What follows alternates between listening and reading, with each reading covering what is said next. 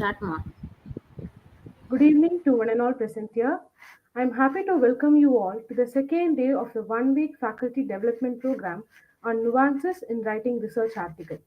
It is indeed a great pleasure to introduce the resource person for the day, Mr. Atul Alexander. Mr. Atul Alexander is working as an assistant professor of law at the West Bengal National University of Juridical Sciences, Kolkata, and as a faculty advisor of International Law Student Association. He was shortlisted as a visiting research scholar at the Stockholm Center for International Law, U.S. Naval War College, United States. He has written research papers on international law, and some of his works were cited by the New York Times, South China Morning Post, etc. He has contributed to leading journals like the Asian Journal of International Law, Liverpool Law Review, Arab Law Quarterly, Groningen Journal of International Law, etc.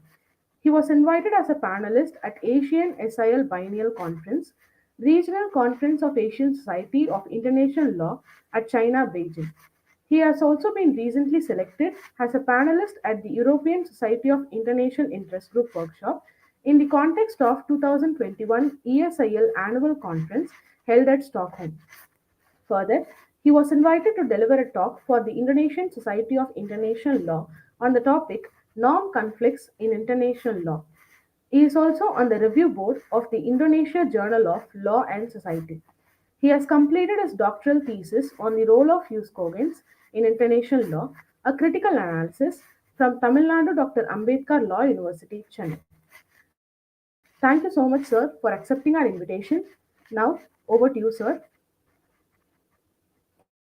Hope I'm audible to all of you. Yeah, yeah. Am I audible? Yes, sir. Yeah, am I audible? Yes, sir, you're audible, Yeah. sir. Thank you. So I would like to thank Sri Krishnaswamy College for Women for the kind and the warm invitation that is extended to me. I would like to also thank Professor Sharmila for the warm introduction that she has rendered. Now, without delay, I'll go into the topic which would be discussed. That is how to write and publish a research paper. Now, this is a topic that is of utmost importance for several reasons. Now, especially in the context of academia, wherein there is a famous saying that either you publish or perish. So, unless you are able to publish quality research papers in quality research journals, you will not be considered relevant in the context of your peers. So, it is important for you to know that to know how to go about publishing your research paper. And this is in fact true with not only law but with regard to other fields of study. I believe most of you are from commerce department. Even for you, publication plays a very crucial role in terms of completion of your PhD, as well as if you end up taking up academia, it plays a crucial role for your promotions. So, with this brief background, I would like to venture into the area of discussion, that is how to write and publish a research paper. Whatever I'm discussing today is nothing but I'm sharing my experience with the limited number of publications which I have done in some of the journals by Cambridge, Braille, Springer, etc. So, whatever I say need not be a golden rule. You might also have other ideas or other methodology as to how to go about publishing things. So, as a caveat, as a disclaimer, what I'm trying to convey is I'm only sharing my inputs as to how to go about publishing your research paper. So I have presented before you a short PPT which I would like to share. And you have any questions, you might post it in the chat box. I'll be more than happy to take all your questions. So my template would be I'll be articulating for 45 minutes, followed by the Q&A, wherein I'll be happy to take your questions or clarify your doubts. Now, when we talk about publication, there are various stages to publication. The first stage is what we call as the pre-publication process or the pre-publication stage, wherein one has to determine what and where to publish. This is very, very important because unless you know where to publish your research articles, you cannot start the journey or start the process of writing a research paper. So, at least for your branch, the thing is you need to identify the typical journals which specializes in your area of specialization. That is what we call as pre-publication process. Pre-publication process essentially involves choosing journals wherein you could send across your paper so that they get accepted and subsequently it is published. And in the second stage, you have what we call the publication process or publication stage, where there is a clear methodology or the steps that one has to comply with in order to publish his or her research piece. So that is the second step. In the third step, it is very important and often more, I would say, underrated. That is post publication. So after you publish your research paper, what requires to be done? So I'll be telling you that once you publish your research paper in a journal, you need to create account in what we call as Google Scholar. You need to create account in ResearchGate, other platforms wherein your article or your art research paper would be visible to the general public. In that way, what could be ensured is you could ensure that your article that you have written gets wide citations from the peers as well as people who are experts in your field. So I would be discussing these three stages in terms of public publication, in terms of publicizing your article. Now, coming to the first step, what we need to ask is what we call as the pre-publication process. Why should we need go for publication? This is $1 million question that is hovering around or amongst international scholars as to why we need to publish research papers. Will it not be sufficient that I only take classes to my students? And why should I even bother about publication? Can I ignore publication? Can I be oblivious of not publishing research papers and only be occupied with teaching? The answer is no, because in this competitive world, in order to survive in order to survive the stiff competition, one needs to stand out. So only way to make you different from others is to by way of publishing your research paper, whatever you do. And in terms of research quotient, India lags behind in comparison to the West, and this includes also China, where China is far ahead in terms of the research quality and in terms of other aspects of research. So, what we need to do is for a country to progress and develop, research is something that is a prerequisite. That is true with science as well as that is true with social sciences. Now, why should we publish? There are multiple reasons which I have listed in the slide. You might go through them. First is in order to disseminate knowledge by scholarship.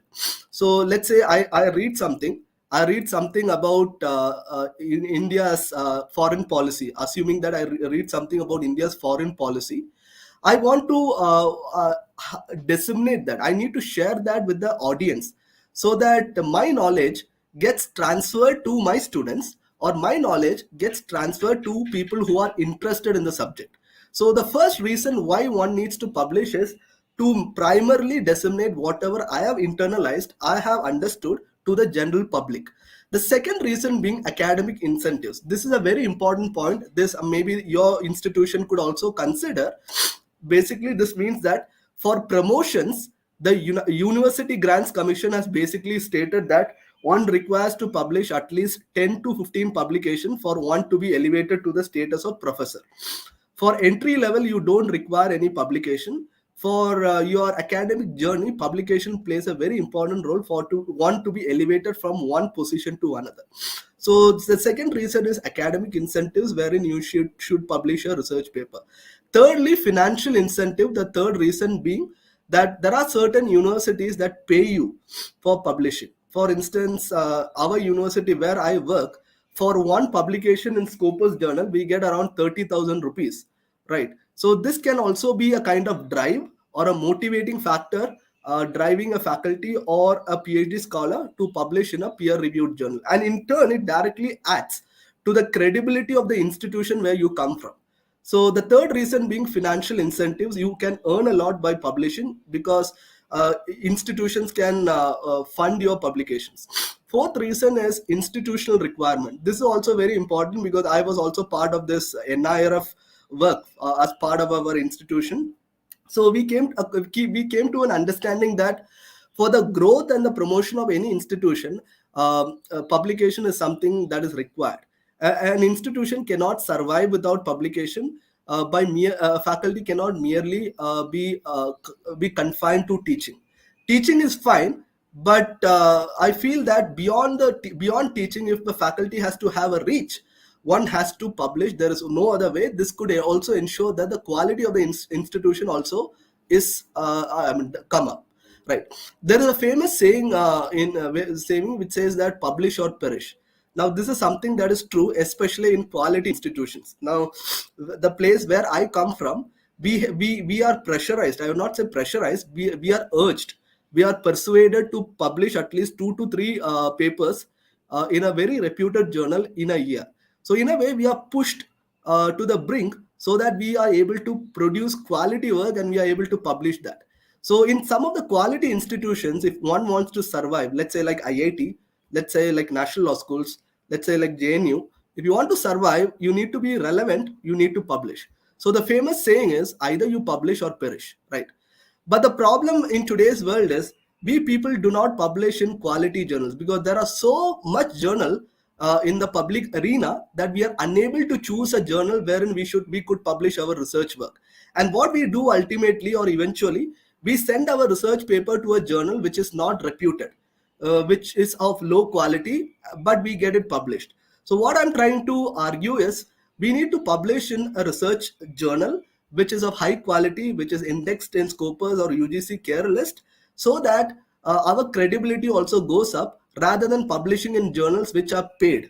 Now, in public platforms, you would have come across paid journals wherein you pay certain sum of money and get your paper published. That is something that I won't subscribe to, because if you pay and get your paper published, that is kind of demeaning. You will be demeaning yourself. Also, you will be demeaning the institution where you work in. So make sure that you publish in a journal that is of high quality, which has a high stake and reputation. Now, coming to the next slide. Now, which journal not to publish? This is something that you need to understand before undertaking this journey of publishing your research paper. Now, there are journals which are called as the predatory journals. Now, there is a website called as predatoryjournal.com. If you go to this website, you'll come across or you'll identify certain journals which are regarded as fake journals. That basically means that if you pay certain sum of money to these journals, they will publish whatever rubbish that you write. So we don't want such publications which go into trash. We need publications which are peer reviewed, which undergo strict scrutiny. Subsequently, you are given the proofread of your paper, then it goes into the publication stage or the production stage. So predatory journals are journals wherein you pay and it serves your interest in terms of your academic promotion, etc. But at the end of the day, it does not serve any purpose in terms of ensuring quality. So make sure that you publish in a journal which is listed journal, either in Scopus or UGC. Now, what are predatory journals? Predatory journals are journals that prioritize your self-interest at the expense of scholarship. That basically means that they look into your immediate needs and wants. So your immediate needs and wants is to publish a research paper. They cater to your demand or need, and in turn you pay certain sum of money as what we call as quid pro quo, right? In exchange, you pay money and you get your paper published. Now, how do you identify these predatory journals? There are various means by which you could identify this predatory journal. Some of the methods I have listed here. For instance, a predatory journal would publish around 200-300 articles every year. A good journal will only publish 10 to 20 articles per year. So make sure that if a journal publishes more than 200 articles, it is given that it is undisputed that it's a predatory journal. The second is the journal will itself will not focus on one area of specialization. Now, if your area of specialization is commerce, that journal will take articles from various branches or disciplines. So that could also mean that the journal is not genuine, it is fake, because they only want publication. Whatever you give, they are able to publish. So in order to in order to stop this entire practice of fake publication, the University Grants Commission in the year 2019, UGC, you need to remember, is one of the nodal agency which looks after the education in India. In terms of law education, where I am part of, UGC also plays a very pivotal role in laying down the guidelines as to who could qualify as a teacher, etc. So UGC in the year 2009 has come up with a care list. Consortium for Academic Research and Ethics in the year 2019, wherein it had laid down certain journals. So in my field where I study, there are 72 journals which have been identified by the UGC, University Grants Commission, which falls under this category of care list. So if you are publishing in any of these journals, your publication would be recognized. Or else, if you are able to publish in a peer review journal which is of high quality, it's fine. But UGC has recognized only these journals which are listed in the UGC care list. Now, there is another category called as the BL's list. BL's list also provides a list of journals wherein which are considered to be fake or predatory. So make sure that when you choose a journal wherein you want to send your research paper, be very cautious. Do not go overboard and publish in one journal, specific journal. Publish in variety of journals. I would say diverse journals, so that there is a wide academic reach in whatever you want to convey to the audience. So make sure that you don't keep publishing in one specific journal. Instead, publish in journals which have I would say wide and diverse themes. Now, how do you identify some of these journals? Now, there is something called as journalsuggested.springer.com. So if you go to this website, you will find the journals which are published by Springer that specializes in your field. So there is something called as a tab or a search button. If you go to this website, and you can type down your area of specialization, it shows the list of journals which specializes in your area or branch of research. There is something called as journalfinderelsevier.com, which is also a particular site where you could go and search for the journals which are published by Elsevier. So there is also called as Web of Sciences, clarivate.com, etc., wherein you could go and identify the journal where you want to publish your research piece. Now, where to publish? As I said in the previous slide, I showed you that you need to publish in the UGC care listed journal. And there's another option that is also available to you where you could choose your publication. That is Web of Sciences. This comes in terms of science journals. You could go to the Web of Sciences core collection. You'll be able to identify the journal that specializes in your area of specialization. And second, there is also something called as Scopus journals. Scopus journals are very important because for an institution to acquire or gain ranking, scale up the ladder, Scopus journals, to publish in Scopus journal is something that is inevitable. So without publishing in Scopus, your reputation will not multiply, nor the institution's reputation. Now, so for identifying the Scopus journal, there is something called as schimagojr.com, or there is another website called as scopus.com. So if you go to the scopus.com website, you can type in your area of specialization or research. What this website would show is the list of journals which you could publish or send across your research paper in order of the ranking. So in that way, you'll be able to identify which journal is listed in Scopus and how you could go about publishing in these journals that is listed in Scopus. So under Scopus category, there are 4 categories. One is Q1, Q2, Q3, Q4. Q1 journals are journals which are listed in Scopus as top journals. Q2 is somewhat lesser than Q1. Q3 is somewhat lesser than Q2, and Q4 is less than Q3.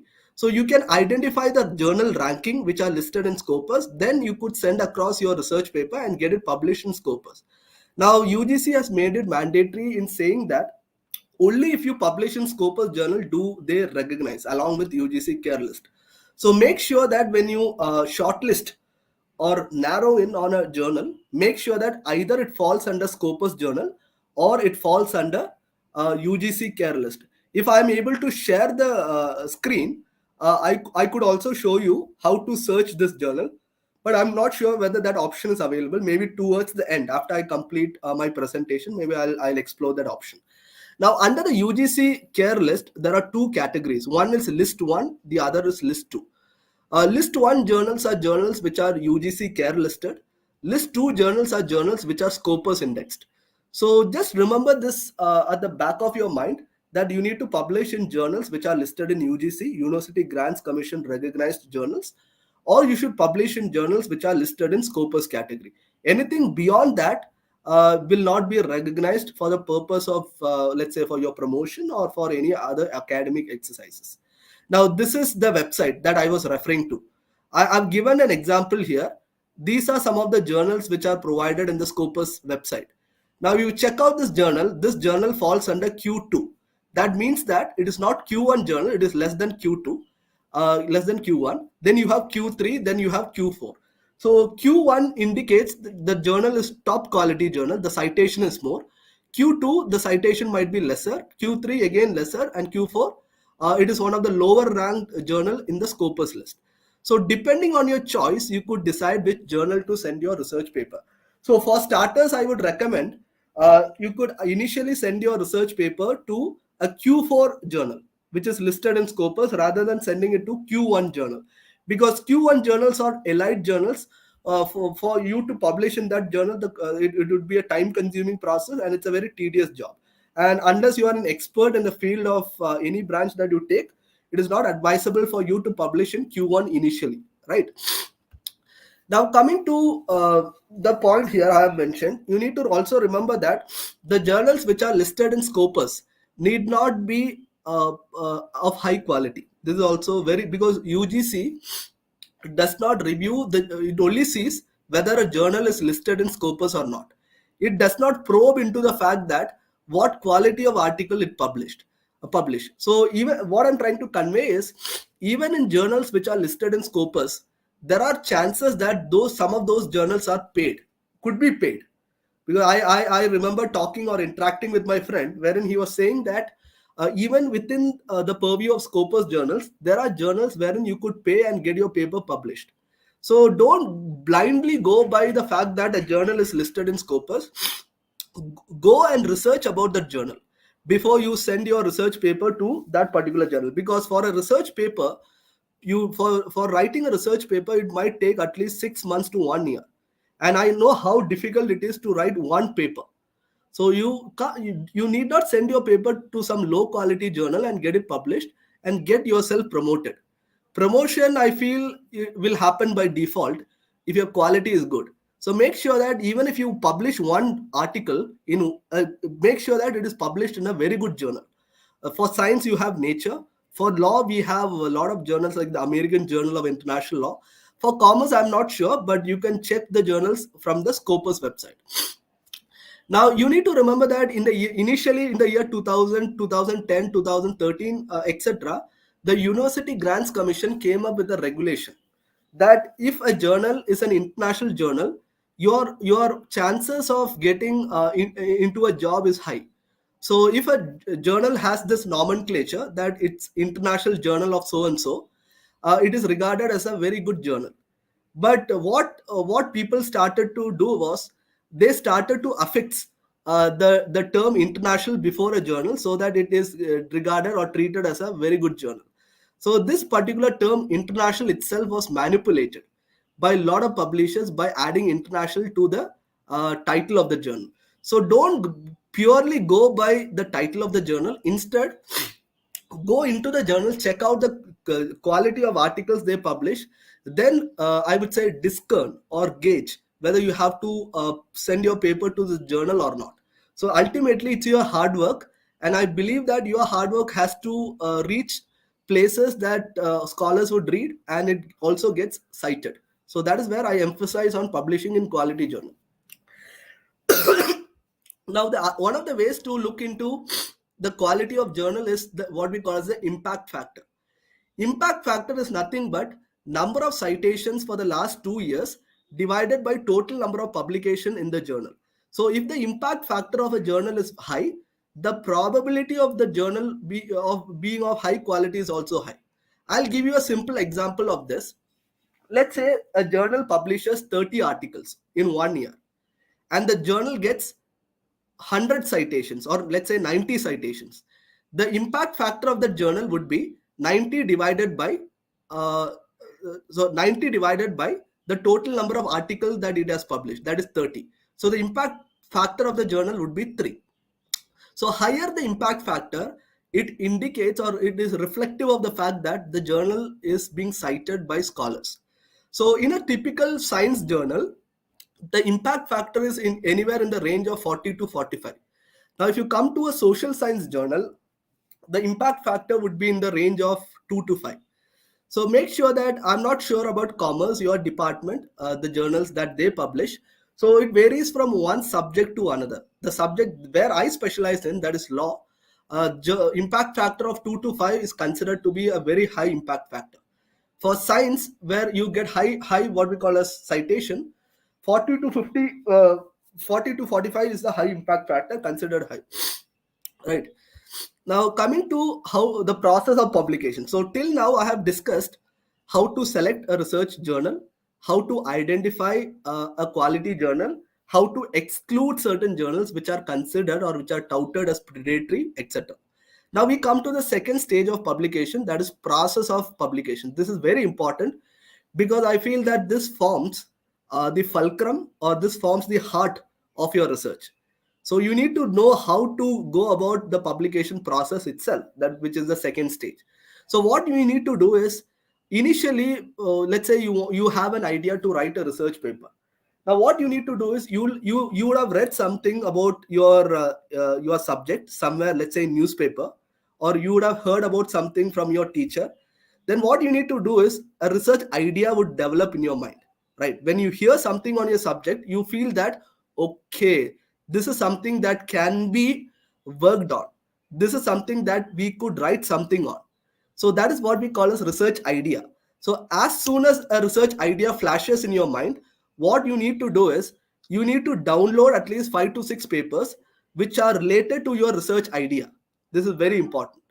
Download 5 to 6 research papers which are related or relevant to your research idea, and kindly go through these research papers and try to make an addition to whatever papers that you have read. A lot of people, what they do is, they only repeat whatever they have read in a research paper, and they'll just cut and paste.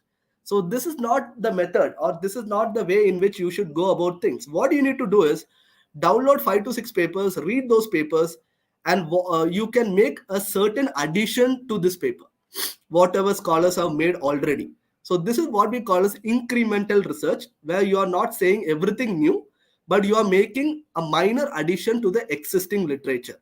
So as a law student myself, and as a student of commerce or other branch, what you are required to do is, you are required to make what we call as incremental research, that is adding some addition to the existing literature rather than going for innovative research. What is innovative research? In innovative research, you are saying something that is totally new. Because for starters, innovative research is something that I won't recommend, because unless you have a kind of solid background and experience, you will not be able to go for innovative research. But I would say you could go for incremental research, wherein you can make minor additions to the existing knowledge, right? Now the title. So every research paper should have a title. Title is nothing but your heading, right? Your main theme of the paper. So how should a title be? A title should be very interactive, it has to be catchy, and title should ensure that your paper gets more attention, or citation and readership, right? So the title of your research paper is very important. Usually I take around 2 to 3 days to formulate or frame a title, because only by going through your title, people would recognize what area you have researched upon. So make sure that your title is in tune with the main contents of your paper, and also in tune with the conclusion of your paper. That is very, very important. I feel that is something that is seminal, your title. And your title should reflect the type of research that you are undertaking, whether it's a doctrinal research or whether it's a non-doctrinal research. Everything has to be reflected in the title.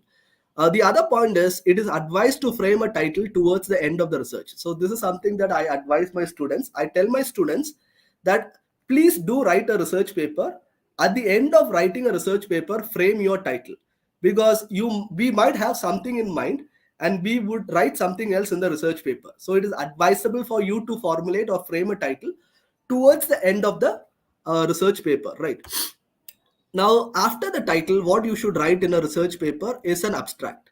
Abstract is nothing but a short summary of what you are trying to convey in the paper. Usually, an abstract would not exceed 300 words.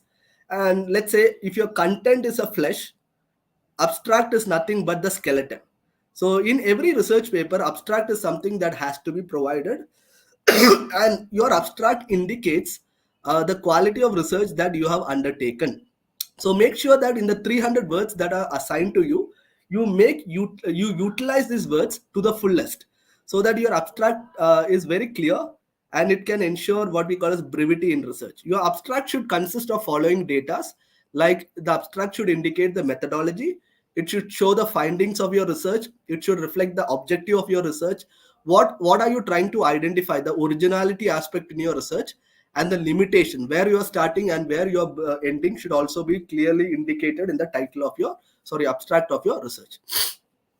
Now after abstract, you will put certain keywords. This is also very important, because keywords also ensures that under what theme are you working, that is reflected by the key terms that you put before below the abstract. So make sure that certain key terms are put below the abstract, so that the audience could identify these, the paper would be covering so and so things. So for that, keywords play a very important role. Now a structure of a paper should consist of three parts. One is the introduction, the other should be the main content, the third part is the conclusion. Now what I'll be doing is I'll be taking you to how to formulate an introduction, what to write in the main content of your research paper, how to construct a conclusion, a valid conclusion. Now coming to the introduction of your paper, what is required is, in the introduction of your paper it should have three stanzas. So every research paper will have an introduction. So if you read any journal, any article from a leading journal, it will inevitably have an introduction. An introduction should comprise of three paragraphs or three stanza. In the first stanza, you should introduce the area of your research in few lines. Let's say I'm writing a research on, there is an ongoing issue, right? I've written a lot on this, on the Ukraine Russia issue. You would have read this in the newspapers, right? What is happening in Ukraine? Russia is bombing Ukraine, and this is leading to a loss of life. And there are a lot of news articles on this. Now, let's say I want to write a research paper on Ukraine Russia issue or crisis. What I'll do is I'll start with an introduction. I mean, before that, I'll of course formulate a title, abstract, keyword, then I'll come to the introduction part. So let's take the example of Ukraine Russia conflict. How would I write an introduction for that? What I'll do is, in the first few lines of the introduction, I'll introduce the area of the research, what I'll be conveying in my main content. That has to be basically summarized in 4 5 lines. In the second paragraph or second stanza, I should identify what are the problems in the topic that I have taken for research. That should be identified in the second stanza. Now, in the area of, let's say, Ukraine-Russia conflict, I could say that the problem could be United Nations. The problem could be why United States is interfering in Ukraine. So these are some of the research problems that I could identify. So as I said, in the introduction, it has three stanzas. In the first stanza, I would introduce my area of research, which could be Russia, Ukraine, or any other research that I am undertaking. Second stanza would identify the research problem in the area that I'm working on. And in the third area, or in the third stanza, I'll mention how I'm going to structure my paper. This is very important. So the structurization of the paper is clearly demarcated or depicted in the last stanza of my research, where I'll say that in part one I'll be covering this, part two I'll be covering this, part three I'll be covering this. So just remember that in a research paper, in the introductory portion, there are three stanzas. One, first stanza you'll be introducing your area of research. Second, you'll be identifying the problem in the area of research that you have undertaken. In the third stanza, that is towards the end, you will be demarcating or highlighting what are the areas you will cover in the main content. Now, coming to this integrated approach, this is very important. This is something a researcher should, I would say, I would use a very interesting term here: imbibe. Imbibe is something that you internalize, you take it within you, right? You consciously, I would say, consume it. So this is something that you should do to do it accordingly. So what I'm trying to say is, your research should follow what we call as an integrated approach. That basically means that you should spend 80% of the time researching, that is going to the library, taking notes, photocopying your materials that you want to write, etc., etc. you should spend 80% of your time, and only 20% of your time is involved in writing or typing your research. So what you need to do is, let's say your PhD is for 4 years or 5 years. For 3 years you should be doing research. You should be collecting materials from library. You should go to the library, take notes, discuss with your guide, etc. In the or what we call as final 2 years or final 1 year, you should start the typing work. So this is how I did my thesis, and it might vary from individual to individual. So I'm not going into those I would say nuts and bolts, but what I'm trying to say is this is a method that I have been complying and I have been following with, and it has come out with some degree of success. So you can also imbibe or follow this methodology. That is 80% of your time researching, and 20% of your time you could allot or dedicate for writing your research paper or a journal paper. Now, we saw what should be included in the introduction of your paper. In the second part is the main body of your paper. This is something that all of my students, in fact, struggle to do. What we should write in the main content of our paper or main body of our paper. So, what is required? What we need to do is we need to outline the relevant background facts and the legal doctrines, analyze the issue, and your added value. Now, I'll give you a simple example to make this point clear. Now, let's say you want to, in your research, you want to say that uh, Russia has committed war crimes in Ukraine. Russia has committed war in Ukraine. This is a statement that you make in the main body of your research paper. In the subsequent paragraph, what you would be doing is you would be proving it through relevant data. Like you could show reports from newspapers. That is that you could add statements made by head of states, leaders, etc., to prove the one line that you have mentioned in the first line of your heading. That is, Russia has committed war. So what you will be doing in the subsequent paragraph or body of your paper is to substantiating that through evidence, through research. Research could be anything. It could be scholarly work, it could be data from any NGO, etc., etc. So your main body should, in fact, take off from where the introduction has left, and your main body should consist of evidentiary proof as to how you are going to substantiate or justify what you claim.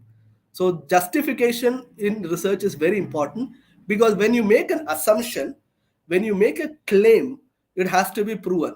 And your claim or assumption is proven only through the main body of your research, where you will be highlighting certain, by providing certain data, you will be highlighting how your assertion is true, how your assumption is true. So this is how a main body has to be there. Apart from that, lot of researchers, what they do is they cut and paste. So already there are papers written on my topic. What I essentially, let's say, what I do is I only paraphrase, I only rewrite what is already being said. Though that is not research, that is cut and paste, and that is called as plagiarism.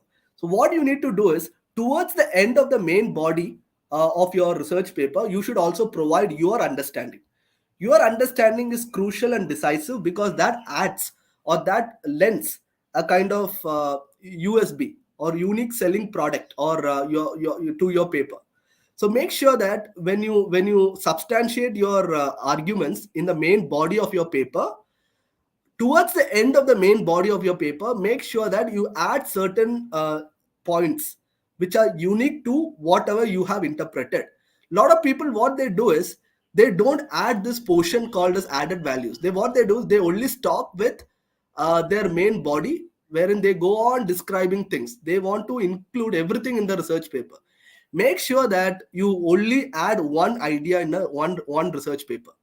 Don't try to infuse multiple ideas into one assumption, multiple ideas into one research paper. This can make your research paper clumsy. So make sure that you add only one idea in your research paper, and that is substantiated throughout your research, and that should also be reflected in the conclusion. Now, in the conclusion of your research, there are certain things that you need to keep in mind. The point is, the conclusion has to be very simple. Make sure that your conclusion is not 15-20 pages. Your conclusion should not exceed or overshot more than two pages, not more than that. And secondly, in the conclusion, you should summarize whatever you have highlighted in the main content of your research. What people generally do is when they write the research paper, they say something entirely new in the summary, sorry, in the conclusion, what which they have not discussed in the main content of the paper. So make sure that there is a kind of proper synchronization, that is the right term to use, between the main content of your paper and the conclusion. If there is no harmony between the main content of your paper and the conclusion, this can lead to a lot of questions. And you can't say something that is entirely new in the conclusion, which you have not identified in the main content or the main body of your paper. And make sure that when, as soon as you finish your research paper, read the introduction and conclusion at least 5 6 times. In that way, you would ensure that the introduction is perfectly suited with the conclusion that you have written, or vice versa. So make sure that your conclusion and introduction are in harmony, they're jointly read, and they're not disjoined or they're not in disharmony. So that is very important in your research.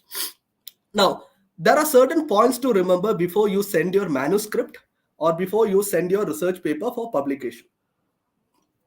So make sure that when you write a research paper, there is something called as footnotes and bibliography. Footnotes are nothing but the citations that you give, the materials that you would have referred while researching your main idea. So those footnotes and bibliography has to be clearly checked twice at least before sending across your research paper. Secondly, your title should reflect the paper that is written. Let's say I write about Ukraine, Russia in the title of my paper, but in the main body of my paper, I discuss GST. So that should not be the case. The title of the paper should reflect the main body of my paper.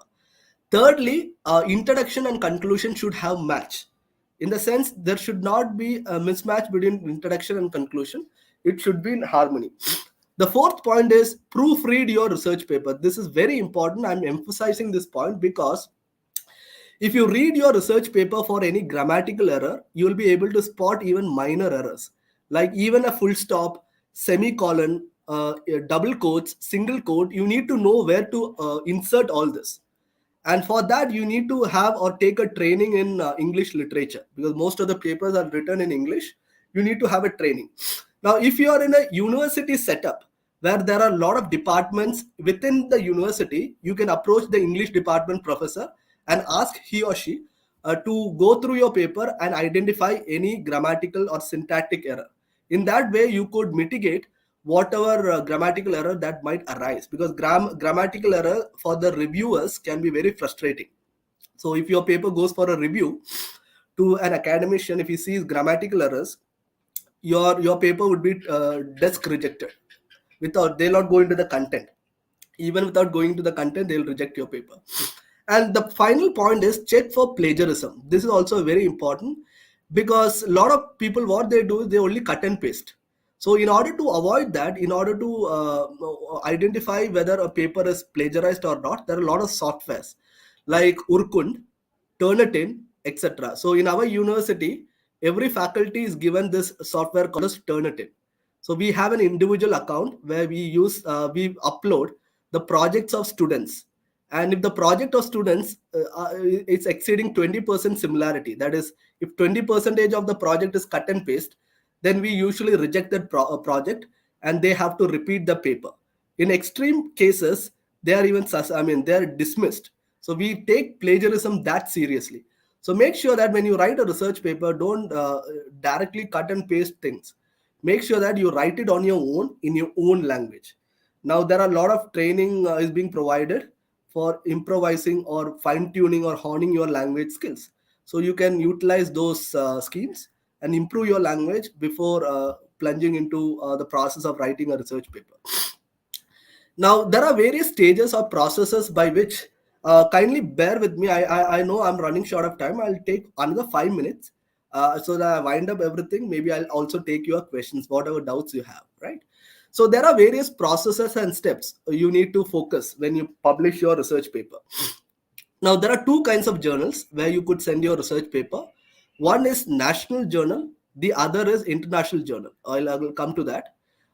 One is national journal, the other is international journal. Now, in national journal, the process is You just email your research paper to a specific mail ID, and they'll review your paper and they'll say whether it's accepted or not. It's as simple as that. It's a very simple process in national journal. But when it comes to international journal, the process is very rigorous, and it is also time consuming, and it is cumbersome. Now I'll show you one instance wherein I had published in one of the leading journal called as Arab Law Quarterly. This is published by a publisher called as Braille, which is one of the top journals in the which is one of the top publishers in the world. So this is the Arab Law Quarterly I was referring to. So see the process. So first step is you submit your manuscript. You submit your paper. Then submission might be sent back to you. It might be incomplete submission. It will be sent back to you. Then then you have the second stage called as the revision stage, where your paper would be reviewed and revised. You'll be asked to make required changes and send the article back to the journal. Once all that is done, your paper would be complete and it would be ready for publication. The entire process might take around 6 to 8 months, but the entire exercise is very useful for you to learn a lot, because your paper would be reviewed by an expert in the field where you're researching. So make sure that you, rather than sending your research paper to national journals are also fine. I'm not downgrading or downplaying the credibility of national journals, but make sure that if you have put in 1 year, 2 years of hard work in writing a research article, send it to a journal which recognizes your hard work, so that you don't get wherever you go, you are considered, right? The third step. So we till now, to briefly summarize, we saw two stages. One is pre-publication stage. I showed you where to publish, how to choose journal, UGC, Scopus, etc. Then we saw what to write in a research paper, the main body of your paper, introduction, abstract, conclusion, etc. Now the final stage to publication is post-publication. Let's say you have published your research paper. What should be done next? What you need to do is you need to create account in, let's say, ResearchGate, Google Scholar, Publon, Vidwan, etc. It's simple process, like how you create a mail ID. So similarly, you should create a account in these repository. Once you create an account in these repository, you need to upload your research paper in these repository, so it is accessible and viewable to the public. So when public views your paper, they can cite your research paper in their research that they do, so in that way you will get wide recognition. Now if you see someone called as CMR Rao, you would be aware of this particular scientist, CMR Rao. So he got this Bharat Ratna, I think, a few years back, along with Sachin Tendulkar, right? So it seems that he has more citations. He has more than 50,000 citations. And if you go to Google Scholar and type his name, you will find that. So make sure that once you publish your research paper, create an account in any of these. Any one would do. I have accounts in Google Scholar and, if I'm right, ResearchGate. Now, as I said, to conclude, uh, publication is a time consuming process. So it goes without saying that it's a time consuming process, and it can be challenging, Herculean, Himalayan task. However you put it, it's a time consuming process. It takes 6 to 8 months. Now, what I would recommend to a starter would be, start with a book review, then write a full-fledged paper. Don't start writing a research paper, at one go when you start, unless you are an expert. Start with a book review, case comment, a review, etc. Then you go for a full-fledged article. And in a year, try to publish at least 2 articles, not more than that. I won't say more than that, because if you publish more than two papers, more than one in 1 year, there is an inherent apprehension that the paper itself lacks quality. Also, on an average, publish maximum 2 articles in a year. If you are experienced, you can publish more articles in a year. But for starters, I would recommend you publish 2. Now, you could use softwares like Mendeley, Zotero, etc., by which you could easily put the footnotes.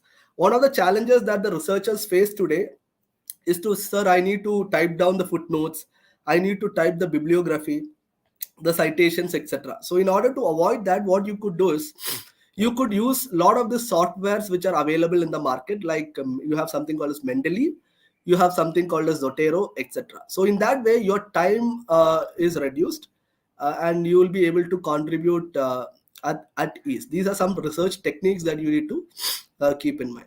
So I think with this we'll conclude. I would like to. I would conclude. You have any questions? I'll be more than happy to take your questions from your end. And I would like to thank the organizers for the kind invitation that was extended to me to speak on a very, I would say, a contemporary topic, a relevant topic which is the need of the hour. Thank you so much for the invitation, and thank you all. You have any questions? Kindly post it to me. I'll be happy to clarify. Thank you.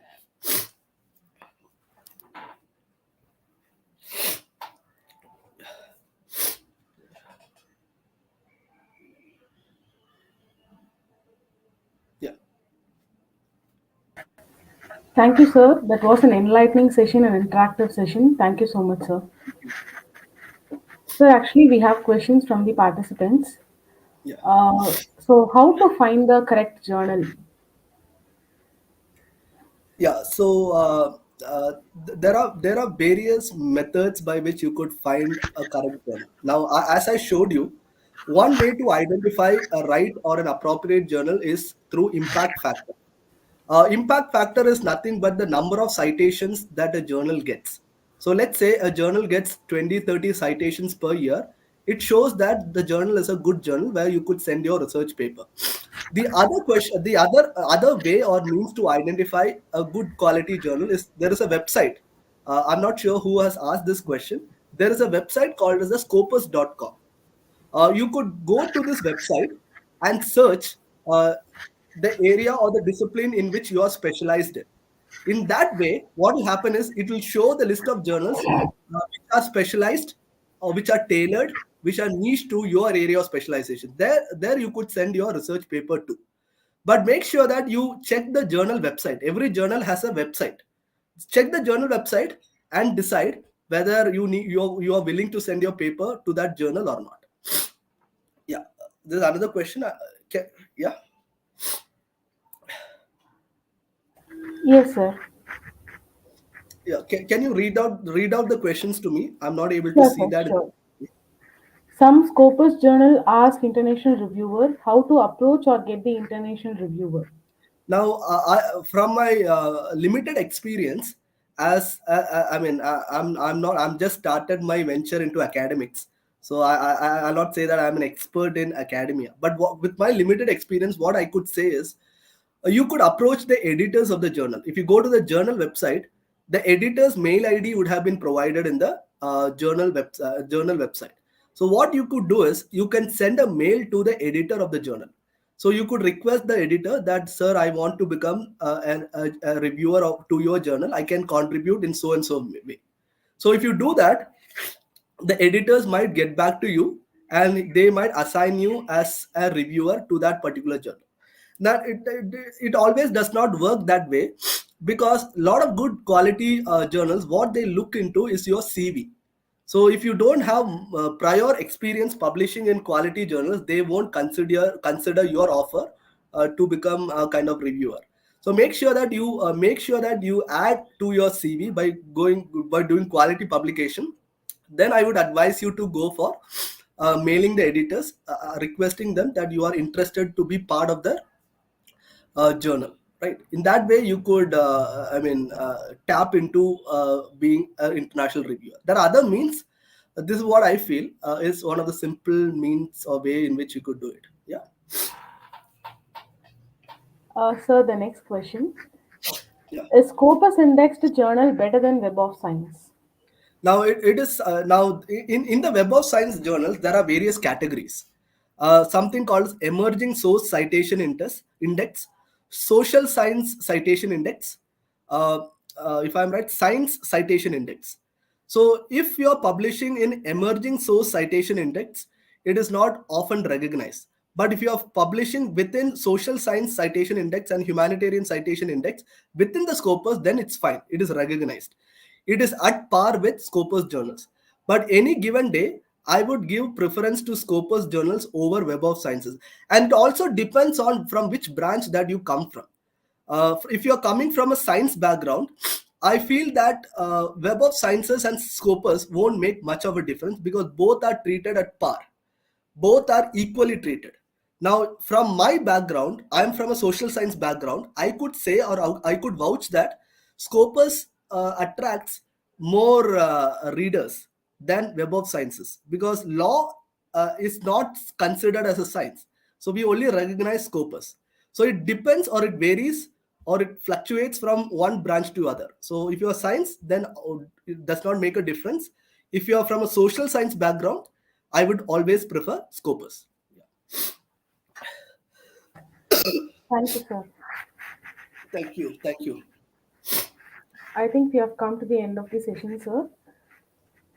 I Thank you. express my heartfelt gratitude to our resource person of the day, Mr. Atul Alexander, for sharing your valuable knowledge with us on how to start with the research paper, the publication process, and points to remember while going for publication. And thank you, sir, for answering the queries of the participants. I would like to Thank you. thank the management, dean, principal, and head of the departments for their support and encouragement in organizing this faculty development program. I would also like to thank all the participants for their active participation. Once again, thank you all. Thank you. Participants, kindly fill the feedback link which will be posted in the comment box. Thank you so much. Can I leave? Thank you. Yes, sir. Thank you so much, sir. Thank you. Thank you.